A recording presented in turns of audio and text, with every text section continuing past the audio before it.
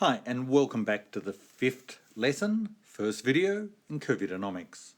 So here is our decision tree once again. Remember, we've decided this is an incredible strategy, so we'll get rid of it. And we want to put numbers on the three other branches: lives lost, turned back into dollar value, and cost to the economy. But one thing to remember is, we're talking about the government doing these different strategies at the beginning of the pandemic. So we're talking about what the government would have done in February or March 2020, given the information that the government had in February and March 2020. What didn't the government know in February and March 2020 about COVID-19? Well, pretty much everything. This is a novel coronavirus. And in particular, governments did not know how deadly, how infectious this virus would be.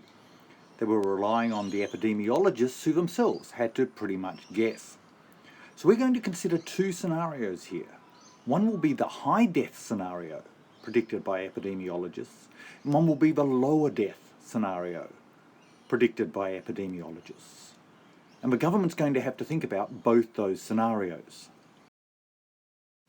So these are the numbers that we're going to use in the high death scenario. If we do nothing, there's going to be 250,000 deaths, and I've got a zero economic loss there. I'll explain that in a second. If we try and manage beta, the soft lockdown, 10,000 deaths and 55 billion economic loss. If we do a hard lockdown, 2,000 deaths, 60 billion economic loss. And if we try and eliminate 1,000 deaths, 65 billion economic loss. Where did I get these numbers from? Okay, so the 250,000 should be familiar. That was the upper end of the range of the predicted deaths for Australia under the coronavirus. These numbers, if you take off a zero, you're also going to recognise them. They were the numbers that I used last time based on what has actually happened in a variety of countries. I multiplied them by 10 because, of course, I want to make sure we're capturing the high death scenario, not what we have actually seen occur, because this is in March. We don't know what's going to occur in March. So we've got to be fairly careful with using information that we've now gained. What about the economic loss? Well, the reason why this is zero is because I'm doing relative economic loss. There's going to be some economic cost due to the coronavirus because there will be some drop in activity. That's the Cyrus and Goolsbee work that we've already referred to. What I've done here is I've said, let's suppose that the COVID virus, if we do the strictest lockdown, so that's the eliminate one, that it reduces Australia's GDP by about 10% for 2 years. It then does another 1% reduction in GDP over the next 10 years.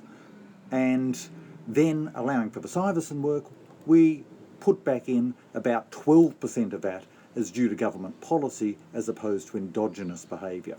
So that gives us these sort of numbers here: 65 billion economic loss under the strictest lockdown, and then I've just pulled these back a bit.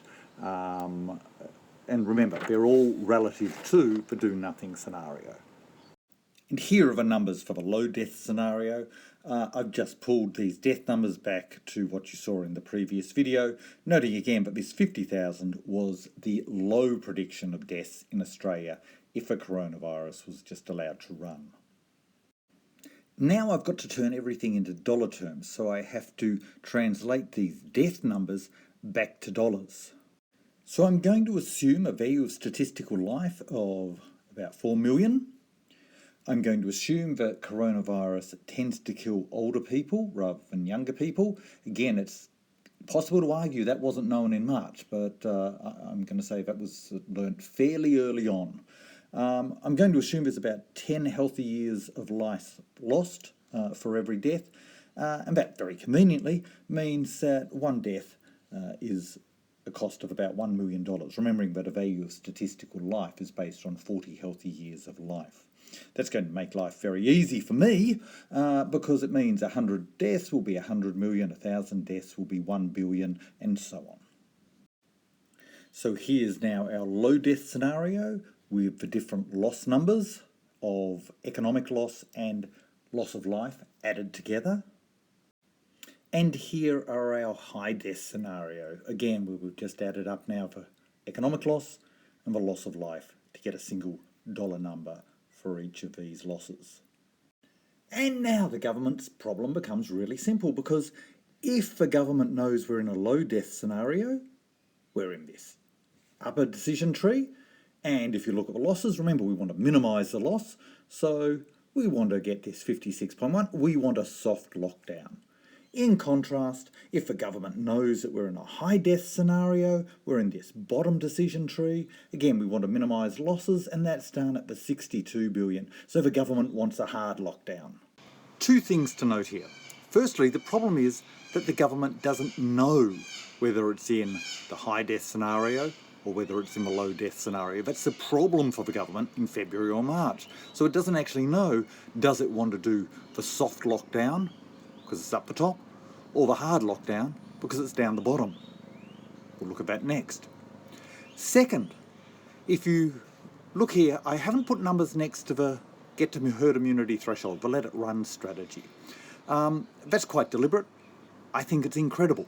I don't think governments can let the virus run. I think the evidence shows that. However, you will notice that there's a debate going on about should the government have let it run. A lot of that debate is a hindsight debate. Now, if we're in the high death scenario, the numbers suggest that letting it run would have been a complete disaster, $250 billion loss because of a loss of life. But in the low death scenario, the let it run strategy looked the best strategy, because that only would lead to about a $50 billion loss once you turn those deaths into dollars. But an ex post debate about what the government should have done when the government didn't have the information that we now have is a pretty silly debate. So I'm not going to go down there. What we need to do is think about, how does the government work out what strategy it wants to do when it doesn't know which scenario we're actually playing. So here's a simple way to capture that uncertainty facing the government. What we've done here is we've introduced a move by nature. Nature's going to randomly choose either the high death scenario, and I've put a probability P on that, or the low death scenario, and that's going to have a probability 1 minus P. After nature makes its choice, the government's going to move, and the government can either choose a hard lockdown or a soft lockdown. We've got rid of the other strategies because it's easy to check. That it runs incredible, and elimination with our numbers is never going to be optimal, regardless of what the probability of high death is. And similarly, down here, the government also has a move. If nature chooses low death scenario, then the government also gets the move and chooses hard lockdown or soft lockdown. Now, again, if the government actually knows what nature has done, whether we're in the high death or the low death scenario, it's a trivial problem. Choose hard lockdown if you're in high death, and choose low lockdown or soft lockdown if you're in low death. But the government doesn't know what nature's done in February or March. And to capture that, I've put this dotted line around these two nodes where the government has to make a choice. That dotted line reflects that the government is in a single information set. In other words, the government at this point of time, when it has to make a decision, doesn't actually know which of these two nodes it's at. It only knows that with probability P, it's up here in the high death scenario, and with probability 1 minus P, it's down here in the low death scenario.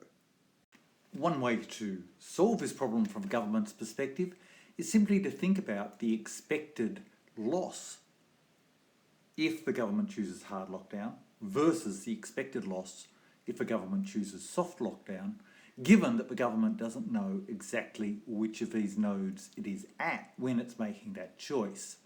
And that's exactly what we've done here. We've just simply said the expected loss if we choose hard lockdown, and that's given by this number, and the expected loss if we choose a soft lockdown, given by this number. And if we simply set these two expected losses equal to each other, we get a value of the critical probability of 0.58 or 58%. Or in other words, if the government thinks that the chances of us being in a high death situation with COVID-19, remember this is back in February and March, if that probability is greater than 58%, then the government should be choosing a hard lockdown. If a government thinks that the probability is less than that back in February and March, then in expected value terms, the government should be choosing a soft lockdown to try and minimise that expected loss. That's all pretty standard, and hopefully you're all familiar with the idea of working out an expectation in a situation like this. However, I'm going to argue that whilst this is sort of an obvious way to think about the problem, I'm going to argue next time that we can actually do a bit better than this, or the government can do a bit better than this. That actually we can design this game tree slightly differently to think about the problem in a different way and give the government literally a better option. But we're going to talk about that next time. Thanks for listening.